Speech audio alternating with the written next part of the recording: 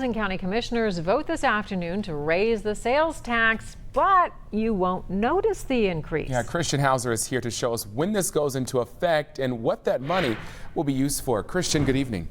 Good evening, Kyle and Paula. This April, 1/4% sales tax was set to expire. That tax funded the $200 million renovation of Union Terminal. But with the commission voting today to add a new 0.25% sales tax on, you won't notice any difference when that sales tax expires when you go to pay for things. Now, all three commissioners voted in favor of the tax, saying that the county is facing a crisis and it has to do something to bring more money in. They also say this is a more equitable way to bring in cash and that property tax owners are paying too much already. Another point brought up was that the 40% of the sales tax revenue comes from people who live outside the county. This money will not be used to cover the banks or the stadiums. And the newest commissioner, Stephanie Dumas, says she's gone over the budget trying to find where the county is needlessly spending. Here's what she has to say about the sales tax increase. There's no excess money here.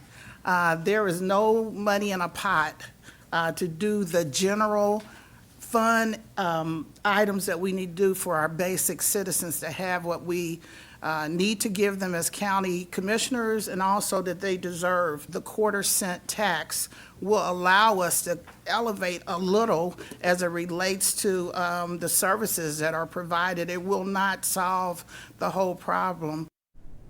Well, what does this mean for you? The sales tax would have dropped to 6.75% April 1st. So if you bought something for $100, you'd pay $6.75 in taxes. With that increase, now you'll pay $7. And unlike the Union Terminal renovation tax, there is no date that this increase will expire. Kyle, back to you. All right, Christian Hauser reporting in studio for us tonight. Now, the commission voted to increase the sales tax earlier this year, but anti-tax groups gathered enough signatures to put the issue on the ballot for a referendum.